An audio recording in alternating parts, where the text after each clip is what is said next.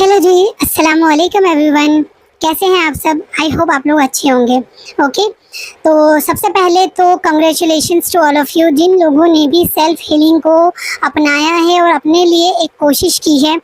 इंशाल्लाह आने वाले 7 दिन में आप अपनी लाइफ में एक बेहतरीन चेंज देखेंगे, अपने आप में एक बेहतरीन चेंज देखेंगे और इंशाल्लाह इस जर्नी को हम लेके चलेंगे तो बहुत सारी चीज़ें हमारी लाइफ में चेंज होगी। ओके, सबसे पहली चीज़ मैं आप लोगों को बता दूं वो ये है कि इन 7 दिनों में कोई जादू नहीं हो जाएगा, है ना। हाँ, छोटे मोटे चेंजेस आपकी लाइफ में, आपकी सोच में आएंगे, लेकिन ऐसा नहीं होगा कि बिल्कुल जो आपकी सिचुएशन थी बिल्कुल उससे उलट हो गई, ऐसा कुछ नहीं होगा। या जो आपकी बिल्कुल ख़राब सिचुएशन थी वो बिल्कुल अच्छी हो जाएगी, ऐसा नहीं होगा। लेकिन ये होगा कि जो आपको चीज़ों का देखने का तरीका है, जिस तरह से आप अपनी लाइफ की प्रॉब्लम्स को सॉल्व करते हैं, जिस तरह आप अपनी ज़िंदगी की जद्दोजहद से लड़ते हैं, उन सारी चीज़ों के साथ काम करने का आपका तरीका चेंज हो जाएगा। और जब ये तरीका आपका चेंज हो जाएगा तो इंशाल्लाह आप इससे बहुत फ़ायदा उठाएंगे। ठीक है, अब हम बात कर लेते हैं सबसे पहले कि सेल्फ हीलिंग होती क्या है। What is self healing? तो सेल्फ हीलिंग जब आपको एक एग्जाम्पल के तौर पे आपको समझाती हूँ कि जब किसी इंसान को कहीं पर चोट लगती है, जब आपको कहीं पर चोट लगती है तो आप क्या करते हो? क्या आप उसे ऐसे ही छोड़ देते हो? क्या आप उसे उसका इलाज करते हो, उसको ठीक करने की कोशिश करते हो? और अगर आप उसको ऐसे ही छोड़ देते हो कि वो खुद से हील हो जाए, तो छोटे मोटे घाव हमारे ऐसे ही ठीक हो जाते हैं, सेल्फ हील हो जाते हैं। कुछ पका रहे हैं, छुरी से कट गया, वो ठीक हो जाता है। हल्की फुल्की चोट लग गई, वो ठीक हो जाती है। लेकिन कोई बड़ा घाव होता है तो क्या आप उसको खुला छोड़ सकते हो? ना, जब आप उसको खुला छोड़ देते हो तो उसमें बैक्टीरिया लगने का डर होता है, उसमें कीटाणु लगने का डर होता है, और जिस वजह से अगर आपने उसको खुला छोड़ दिया तो वो अच्छा होने की बजाय और ख़राब हो जाता है। यही चीज़ हमारे सेल्फ के साथ होती है कि जब हमें कोई चीज़ परेशान कर रही होती है, कोई घाव हमारे दिल पर, हमारे दिमाग पर, हमारी रूह पर लगे हुए होते, तो जब तक हम उन्हें ठीक नहीं करते हैं हम और ज़्यादा अग्रेसिव, और ज़्यादा नेगेटिव और ज़्यादा बुरे होते जाते हैं। ये चीज़ मैंने खुद के साथ भी महसूस की हुई है। तो उस चीज़ को ठीक करने के लिए आपको कुछ ना कुछ हीलिंग ज़रूर करना पड़ती है। जैसे कि अगर आपको कोई घाव हुआ है तो उसके लिए आपको इंजेक्शंस लगवाने पड़ते हैं, उसकी मरहम पट्टी करवानी पड़ती है। इसी तरह आपको अपने आप की, अपने फीलिंग्स की, अपने थॉट्स की, अपने सोल की मरहम पट्टी करनी होती है। ठीक है, अब क्या होता है हमारे साथ कि जिस तरह हम चीज़ें चाहते हैं वैसे नहीं होती है, जिस तरह हम हमारी लाइफ को देखना चाहते हैं वैसे हम हमारी लाइफ नहीं मिलती है। तो फिर क्या होता है, हमें हर्ट होता है। ठीक है, और वो हर्ट आपको परेशान करता है। आप वो हर्ट की वजह से आप अपने अंदर ही अंदर घुटते चले जाते हो, और वो आपको अंदर से, जब आप अंदर ही अंदर घुटते चले जाते हो, जब आप अंदर ही अंदर बहुत ज़्यादा परेशान हो जाते हो, जो चीज़ें आप चाहते हो, चाहे वो बहुत सिंपल चीज़ें हैं, लेकिन अगर आपको वो नहीं मिल रही होती तो आप घुटना शुरू हो जाते हो। जब आपके अंदर बहुत ज़्यादा घुटन हो जाती है तो आप कमज़ोर पड़ने लगते हो।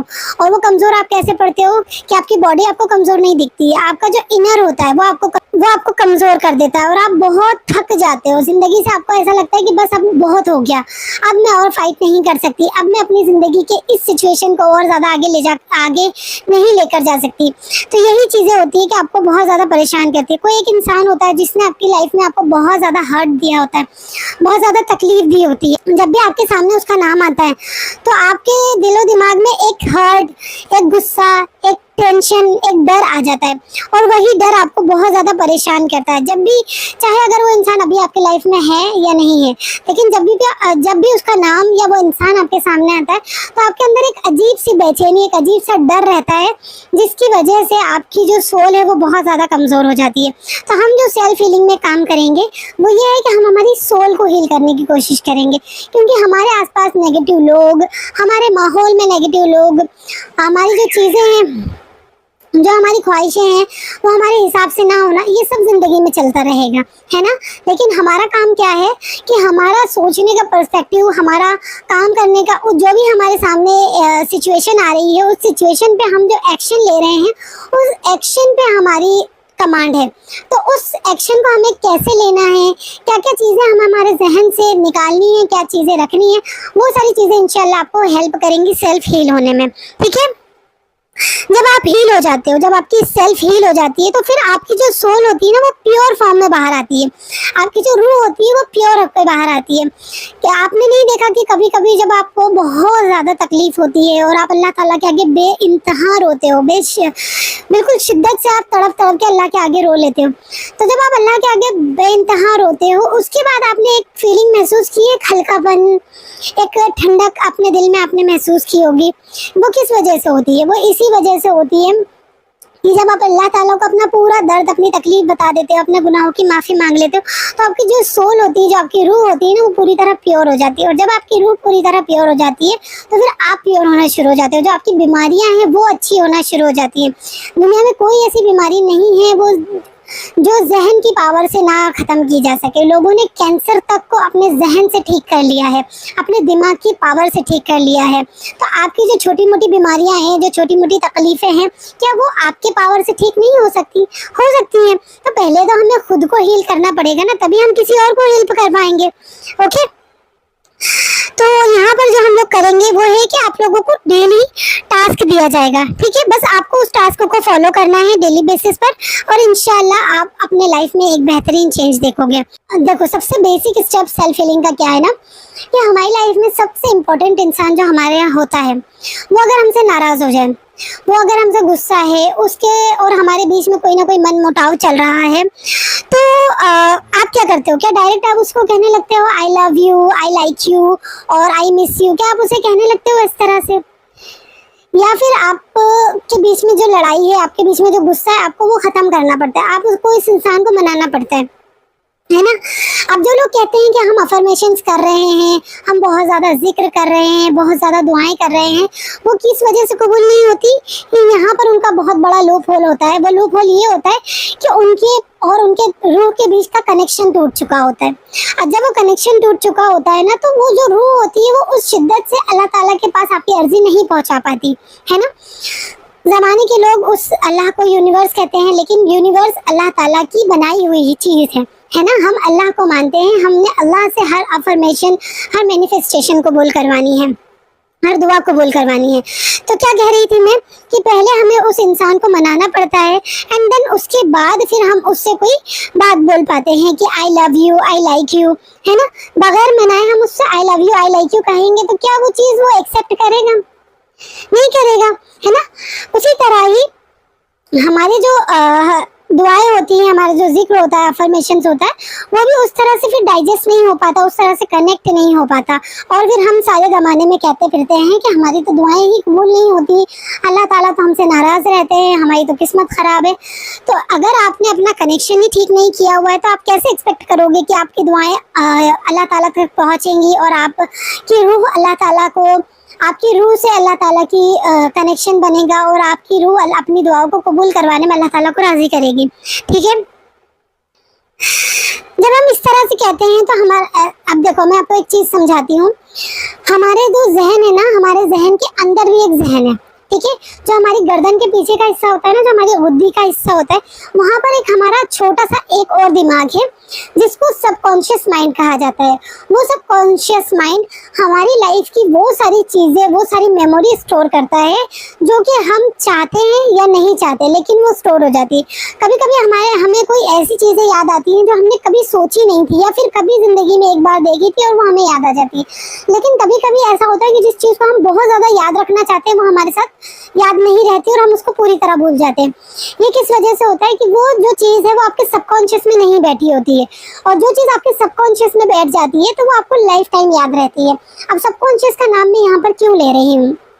तो सबकॉन्शियस एक तरीके का आपका माइंड है जो कि आपकी फीलिंग्स को रखता है, ठीक है? अब जब आप अपनी जो भी फीलिंग्स भेजते हो, आपकी जो रूह कोई फीलिंग्स भेजती है, तो वो सबकॉन्शियस जब आपका कनेक्ट नहीं होता आपके दिमाग से, तो वो उन सारी फाइल्स को रिजेक्ट कर देता है। और जब आपकी फाइल रिजेक्ट हो जाती है ना, तो उसी वजह से आपकी जो अफर्मेशन है, जो आपकी मैनिफेस्टेशन है, वो आपकी रियलिटी में नहीं आती है, ठीक है? अब जी ये सारी चीज़ें हो गई कि क्या चीज़ें किस तरह से वर्क करता है, आपको समझ आ गया। अब आती है बात कि इस सब से निकलने का क्या तरीका है, किस तरीके से इस सारी चीज़ों से निकला जा सकता है। तो इस सब से निकलने का सबसे पहला तरीका है फॉरगिवनेस, माफ़ करना। ठीक है। फॉरगिवनेस में आपको सबसे ज्यादा इम्पोर्टेंट इंसान को सबसे पहले माफ करना है। अब आपकी लाइफ का सबसे ज्यादा इम्पोर्टेंट इंसान कौन है? आपकी लाइफ का सबसे ज्यादा इम्पोर्टेंट इंसान है आप खुद, है ना? क्यों? क्योंकि जब तक आप खुद अपने आप को नहीं हील करेंगे, आप खुद अपने आप को खुश नहीं रखेंगे, आप दुनिया में किसी इंसान को खुश नहीं रख सकते। खुद को हील करने के लिए आपको क्या करना है? बहुत सारे लोग हमसे कहते हैं, बहुत सारे लोगों से मैंने ये बातें सुनी है, काश मैं उसकी तरह होती, काश मैं इसकी तरह होती, काश मेरे अंदर भी ये क्वालिटी होती। अरे क्या भाई, क्यों होती आपके अंदर किसी की क्वालिटी? आप खुद यूनिक है ना। क्या आपके जैसा इस दुनिया में कोई और है? नहीं है ना। आपकी जिंदगी के मेन हीरो आप हैं, है ना? तो आपका खुश रहना, आपकी लाइफ का आपके हिसाब से सेटल्ड होना बहुत जरूरी है ना? अब जब आप अपनी लाइफ में खुद के लिए कोई फैसला करते हो, खुद के लिए कोई चॉइस करते हो, तो आप उससे अपना जो हीलिंग प्रोसेस है उसको बेहतर कर लेते हो। आपने ये चीज़ देखी होगी कि जो इंसान के अंदर खुद की वैल्यू होती है, बाकी लोग भी उसकी वैल्यू करते हैं। जिस इंसान के अंदर खुद की वैल्यू नहीं होती, कोई और उसकी वैल्यू नहीं करता है। अब उसकी वैल्यू कैसे करेंगे? तो वही चीज़ अब ये वर्कशॉप में मैं आप लोगों को सिखाऊंगी कि खुद की वैल्यू कैसे करनी है हमें। सबसे पहला काम जो आप लोगों ने करना है, जैसा कि मैंने आप लोगों से कहा था कि आपने डायरी और पेन और ईयरफोन लेके बैठना है, तो आई होप आप लोग ये सारा जो मीटिंग है ये ईयरफोन से ही सुन रहे होंगे, ठीक है? अब जो आप लोगों ने करना काम है वो ये है, सबसे पहले जो मैं आप लोगों को बताऊंगी वो ये है कि आपको आपकी लाइफ में कुछ चीज़ें डेली बेसिस पर आपको करनी है। जो ये चीज़ें मैं आप लोगों को बताऊंगी ये आपको 7 दिन तक तो कंटिन्यू करनी है, लेकिन उसके बाद भी आपको 21 डेज तक इसको कंटिन्यू रखना है, ठीक है? अगर आप लोगों ने इस चीज़ को 21 डेज, जो भी मैं आप लोगों को डेली बेसिस पर टास्क दूंगी, उन डेली टास्क को आपने 21 डेज तक कंटिन्यू कर लिया, इंशाल्लाह you will see the miraculous change in your life, okay? तो आपको सबसे पहली चीज जो आपको करनी है वो है फॉरगिवनेस, खुद को माफ करना है। अब फॉरगिवनेस लेटर खुद को लिखने किस तरह है, खुद को किस तरह फॉरगिवनेस करना है, खुद को किस तरह माफ करना है, क्योंकि आपको खुद को एक लेटर लिखना है, ठीक है? जो डायरी, जो कॉपी अभी आपने ली है, उस पर आपको सबसे पहले डियर अपना नाम, ठीक है? जैसे मेरा नाम फौजिया है तो मैं लिखूंगी डियर फौजिया। सबसे पहले आई एम सॉरी, मैं तुमसे माफ़ी चाहती हूँ कि मैंने तुम्हें वो सारी चीज़ें नहीं दी जो तुम डिज़र्व करती थी। ये लेटर मैं आपको बता रही हूँ, या आप अगर लिख सकते हो अभी तो लिखिए, अगर अभी नहीं लिख सकते तो बाद में ये जो वीडियो है इसको दोबारा प्ले करके आप लिखिएगा, ठीक है? लेकिन अगर आप ये लेटर लिखोगे आपको बहुत अच्छा फील होगा। बस ये चीज़ का ध्यान रखना है कि इस लेटर को आपको अकेले में लिखना है ना? कोई भी आपके आसपास ना रहे, आपको इस लेटर को अकेले में लिखना है। डियर फौजिया, मैं तुमसे माफ़ी मांगना चाहती हूँ क्योंकि मैंने तुम्हें वो सारी चीज़ें नहीं दी जो तुम डिजर्व करती थी। आई एम सॉरी, मैंने तुम्हें उतनी मोहब्बत, उतना प्यार पलट कर नहीं दिया जो तुम दूसरों को दिया करती थी।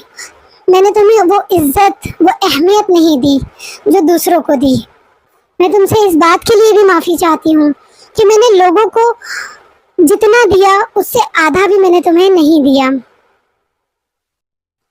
आई am sorry myself, I am sorry dear Fauzia कि मैंने तुम्हें वो टाइम नहीं दिया जो तुम्हें बिखरने के बाद, टूटने के बाद, आंसुओं के बाद चाहिए था। मैं तो रोती भी थी तो बस कुछ देर रो के चली जाती थी। मैं तुम्हें मनाती नहीं थी, मैं तुमसे मोहब्बत से बात नहीं करती थी। आई एम सॉरी कि मैंने तुम्हें उस तरह प्रोटेक्ट नहीं किया।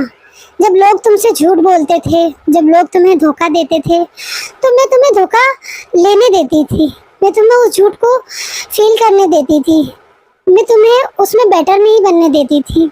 मैं तुमसे उसके लिए बहुत माफ़ी चाहती हूँ। मैं तुमसे इस बात के लिए भी बहुत माफ़ी मांगती हूँ कि तुम्हारे साथ ये जो मुश्किल वक्त था, इस मुश्किल वक्त में मैं खड़ी नहीं हुई,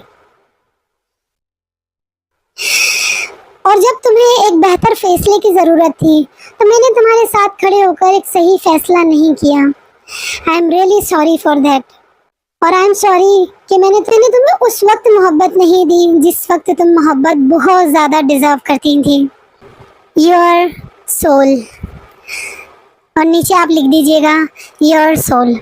अब इस लेटर में आपको जो भी ज़िंदगी में हर्ट्स मिले हैं, जो भी आपको तकलीफ़ें मिली हैं, आपको वो भी लिख देना है। ये मैंने एक सिर्फ कॉमन लेटर आपको बताया है ताकि आप लोग यहाँ पर वो लिख सकें। अब आपकी लाइफ में जो भी परेशानी थी वो भी आप लिख सकते हैं, और अगर आपको इस लेटर को लिखने में रोना आता है तो आप रो भी सकते हैं।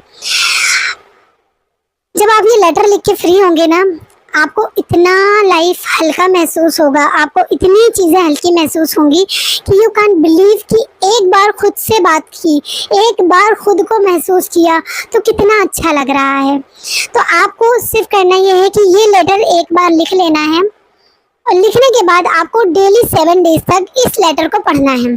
लेटर आपको तभी पढ़ना है जब आप अकेले होंगे, और लेटर आपको थोड़ा सा आवाज़ में बोलकर पढ़ना है ना। आपका रूम होगा पर्सनल, रूम नहीं है तो छत होगी, जहाँ पर भी आपको ये लेटर पढ़ना है आपको थोड़ा सा बोलकर पढ़ना है, ताकि जो आपका सबकॉन्शियस माइंड है उसमें आपकी आवाज़ जाए और उसको ये महसूस हो कि हाँ, ये इंसान अपने आप के लिए बेहतर बन रहा है, अपने आप को बेहतर बना रहा है ना।